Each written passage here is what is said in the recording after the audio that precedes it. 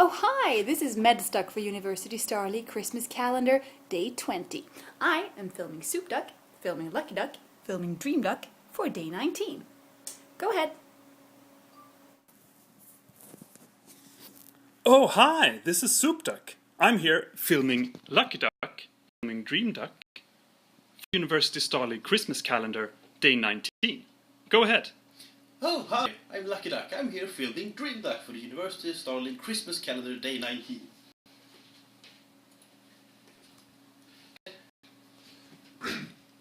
Hi, this is DreamDuck for the University Starling Christmas Calendar Day 19. For some reason I don't feel like doing a very long introduction today, so I'm just going to light the candle. With that, we're going into the University Starling Christmas Calendar game for Day 19 and 20.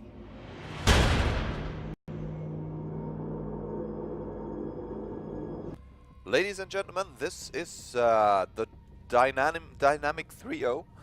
It's DreamDuck, SoupDucK, and AwesomeDuck. yeah, exactly.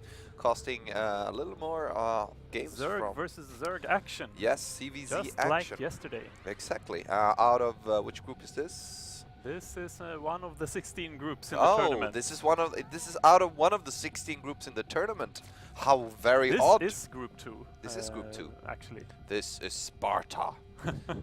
But whatever. No, it's Group 2 of It's the Group University Starly Christmas Calendar Day 20. Day 20. Exactly. Group 2 of the it's Group 2 of the University Starling tournament for the University Starling Christmas Calendar. That is correct. Day 20. Listen to all our wise words. Yes, we're saying a lot And of stuff. in the bottom left corner, we have one of our university crew, actually. Yes, University Starling crew. BmanDucK. Our good friend and University Starling show event observer, Yeah. BmanDucK. So let's hope he doesn't make it to the finals, because in that case we're gonna have a trouble. Yes. Have some trouble with that.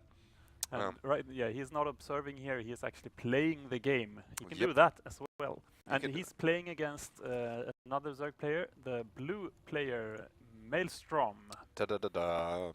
And BmanDuck is he Diamond nowadays? he's Diamond. He's Diamond, and Maelstrom's also Diamond. He's Is it Platinum going for Diamond? no, he's Master. He's Masters nowadays. He's a Master player. Man, he advanced yeah. really quick. I think so. At the first show event, he was. I'm thinking he was. I think he said Okay, he was then maybe Platinum he- going for Diamond. Maybe he's Diamond. Yeah. Yeah, he could be Diamond or Master. I don't know. I don't No, even know we anymore. have no idea. No, he We could know- be we Bronze know for all we know. We know that he plays Zerg. Yeah, That's, do. that we can distinguish from these funny-looking insect thingies on the screen. that's true. And right now, as of right now, they're pretty much mirrored, except for that Yes. Bman's gas finished Yes. quite a little earlier, not that much earlier. They had the hatcheries going down. Both of them have taken their naturals, and the spawning pools are going down. But he's, I think, 8 gas ahead, so not that. Not a that. slight difference. Yes, But nothing strategic. nothing very, very strategic, actually. And is that Overlord coming down, and a bit of a late Overlord for Bman, or no? Is Maelstrom just very quick on his workers? It seems like that. I think it did get a small advantage on those workers with that gas a little later, so good going there, But Maelstrom. really slight differences between these two players. Yeah, and here we see the deviations to start off with. Bman is throwing down his speed and pooping out a few Zerglings, I'm guessing you could say. And on the other hand, well, he did get a queen with that, and on the other hand, Maelstrom took his 2 queens to start off with, but after that he's going into the same thing. A few Zerglings, that metabolic boost as well. And the Baneling Nest. And the Baneling Nest, and that's the possibly the big deviation between these two as of right now. I'm thinking we could see a Baneling Nest so for... far. Yeah, I'm thinking we could see a Baneling Nest for BmanDucK coming down as well. I'm not sure, but what? Well, time will The tell. Zerglings are checking each other out in the middle of Yep, the map. yep. No casualties so far. No, and BmanDucK Zerglings are trying to catch Maelstrom Zerglings who are going in here for a scout. They're rallied to run around the base a little, figuring out what's in here. And Seems he's saving his tech choice until these Zergs are taken. No, there's there's there the... is the Baneling Nest actually. But Oh, and it's in been the- put down yeah, in he- the natural I think here. trying to hide it. Yeah, but- he's trying to... and he's actually succeeds. Exactly, manages to do that. He would have had to wait a little longer and could have really... That might be a slight little edge. Yeah, it might be a little edge for him But because... I mean, Banelings are not that uncommon in No. this matchup. very much not. And They use them for actually... defense and offense, so they're Yeah, Oh. exactly. Whoa! And you Bman can just use lost... them to explode Yeah, stuff yeah, Bman just... with great success. Exactly. So that's Bman just lost a bunch of Zerglings to Yeah, those, yeah. to Baneling right there. And actually, the interesting part is that Maelstrom, I think, when he scouted no Baneling nest for Bman, started making a whole bunch of Zerglings, and I'm thinking he's gonna try to make Banelings out of those. I don't know how many he had coming though, as few of them coming down here. Bman, on the other hand, just started a whole bunch of Zerglings a while ago, and he started to morph Banelings as well, so I'm thinking he's going to try to really defend here, or actually even possibly be aggressive with these. He's starting to move across the map with them. And Maelstrom just made a whole bunch of drones, so let's see if he can hold this. If there's aggression coming in, I don't even know if Bman's gonna attack with this. It's not that many Zerglings. no, and there's a similar little pack of Zerglings right down below the watchtower for Maelstrom. So I mean, Yeah. they're quite even in supply, in the unit composition. Yeah. So I think both players are, I suppose, gearing up to taking and then defending a third base. But that was not the Ooh, case. That was not the case right now. There's a lot of Zerglings coming out for both players. There was equal amounts, Yeah. and the BmanDucK is morphing so many Banelings in here. So this is gonna come down to And he insane actually micro. has a clear path that is not scouted. Yeah. Towards Maelstrom's base. Oh, and here we go. A Here big we attack go. from Bman. Oh, and one Baneling managing to pick off a whole bunch of... Oh, and he's losing so many Banelings to that Queen. Yeah. And there's... This is... I don't know. He exploded those on the Spine Crawl as well, but he's got a lot of Zerglings left here and no Banelings for Maelstrom in sight. This So attack these is going Zerglings... pretty well, actually. Yeah, he's managed to do a whole lot of damage, and there's 3 Banelings morphing in here. Yeah. The workers taking out, and the workers are seeing them coming in here, and he's get- trying to focus Banelings. But what is he gonna be able to do? Are they gonna die before? Oh no! And he manages to get a large hit off, but you need 2 Banelings Yeah. to kill workers. One Baneling Ah. leaves all these workers still alive. Yeah, and there's more aggression coming in. more here, aggression, a but lot of Zerglings streaming in here. And the Maelstrom really needs to bring the rest of his Zerglings, to try to take out these Zerglings so he can start taking out the Banelings. Bman lost a lot of Zerglings, but he's got Banelings left. Yeah. But that was actually good defense from Yeah, it was. from Maelstrom. Very so good defense. Oh, and he really doesn't manage to do that much damage to those Banelings. This is why I never played Zergling Baneling, because oh my god, it's horrible. Every little misstep can cost you your whole army. And that small detonation actually puts Maelstrom ahead in supply. He's been behind for a while, but now he is ahead in supply. And with that, they're even. Yeah. A lot of Zergling Baneling action here. Yes. And it's actually quite unclear who will move on ahead will out of prevail. this engagement. Yeah, Are there any tech going on behind this? well, yes, Maelstrom has his Spire finishing up very soon, and BmanDucK on the other side is going for a Roach Wall together with a Lair finally. So I don't... Roaches versus Mutas. Roaches versus Mutas. Well, Mutas win. Because Roaches can't shoot Mutas, but if you manage to get out enough Roaches, you can do a lot of damage before those Mutas manage to kill your Roaches. Exactly. So it's still a bit of a coin flip in that case. But the point is, BmanDuck's Lair is finishing up here now, so I'm not sure what we're gonna see him do with that. That's gonna Maelstrom be is interesting. adding a Roach Warren of his own.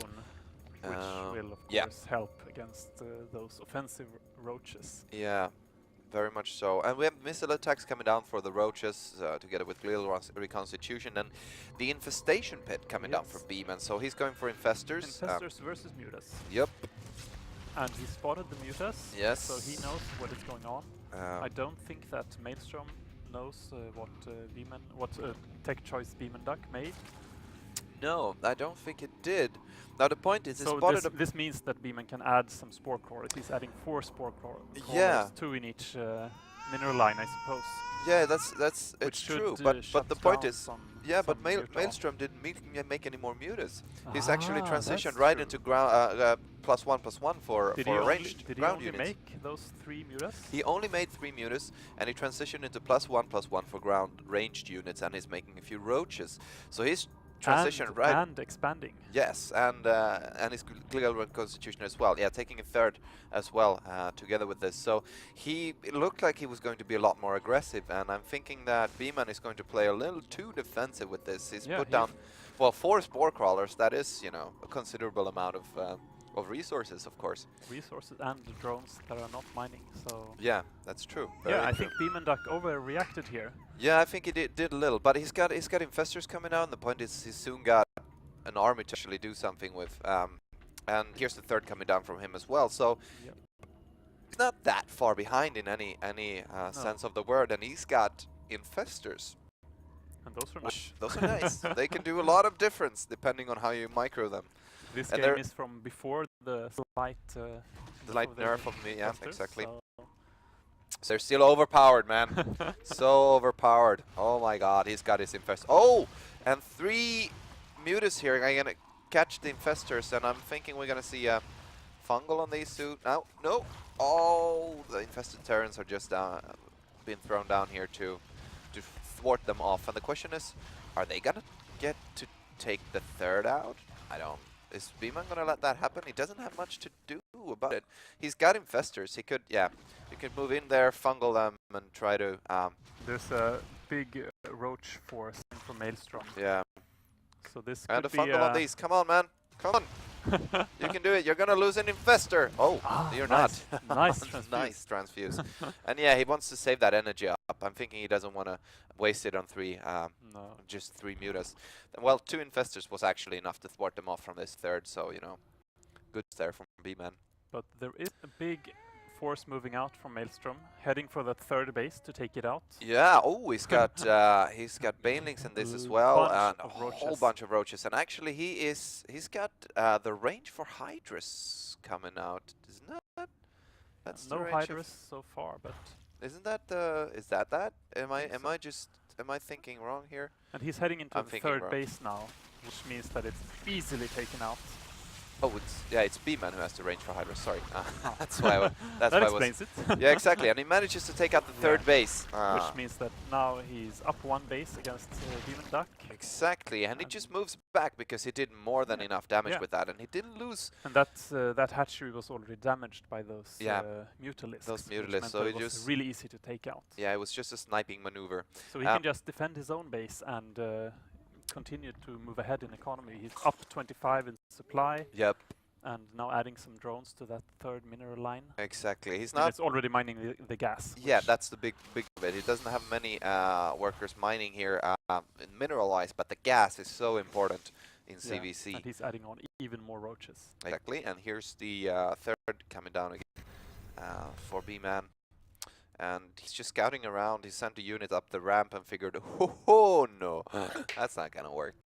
Nope. There's no way for him to actually push that ramp. Maelstrom is now adding on his own infestors as well. Yeah. Those will of course help out. BmanDuck's infestors have a lot more energy since they've been on the map for long. Yeah, they do. So that could be. That could be a deciding factor depending on how. In a battle, depending on how well he uses those. And how but he's behind in the roach count. He is. And Maelstrom is adding on even 13 more roaches, so a lot of roaches. Oh, and BmanDuck's roaches are gonna get caught, and they're gonna get, so many of them are gonna get actually chased down. A bit too far out on the map. Yeah. Well, I don't think Maelstrom's gonna get any more of those by now, but I did he get a doesn't few of have those. to. He's up 50. Hey, he's up so much, and he That's, actually... that's in roaches, of course. But Yeah, and the mid-game engagements, because we're not really in any type of late game yet, are really up to pure amounts and concaves. So even though Bman's got a few Hydras, this is going to be very hard for him. And these infestors are coming in, and this is hopefully going to do a lot of damage. Yeah. And a lot of a difference, and a lot of pretty large fungals coming down here, and so many infested Terrans coming in from Maelstrom, but Bman is answering with at least the same amount of infested Terrans. And the question is, well... He holds, but he's actually moving even further behind, as both players are adding on a lot of roaches. Yep. So we'll see this a few more times, I think. But yeah, he managed to hold, but... But he threw his infested Terrans in way too late, actually. They popped too late, and and now he has no infestor energy. No, not at all. So the point is, they were pretty much a waste in the end there. He should have saved that energy or thrown them in. Oh, and he actually misclicks those infestors, just walking them into the... good for BmanDucK. No, line of roaches, and this is, it's just powering through, and there's a GG. There's the GG. Yeah, not too much to do for BmanDucK there. He just, that's how CVC pretty much works. It can snowball very easily as soon as you get behind. Every mirror matchup means that slight advantage means that you can just power on ahead. Yep. And make roaches. That's true. You can. That's the story for every mirror matchup is, you can just power ahead and make roaches, and you can win. That's true. That's how the game works in general. So awesome, Bman. You lose. Too bad, and congratulations to Maelstrom. He actually won his other game as well and moves on into the second round. Yep. Knocking out our dear friend and University Star League official observer. Oh, he's out of the game? He's out of the game. Oh, Bman. Oh, Bman. But it was close. But it was close. It was a lot too close. No, it was very close. That's the correct English term. And now we get to use you as an observer at the final event. So awesome. Yeah. Win for the University Star League, because he's a very good observer. Not as good a player, obviously. We've seen that now. But no, he's a very good player. And we love him a little. Not much. Well, that's it for today. Yeah, I think so. Yeah. See you tomorrow. Bye-bye.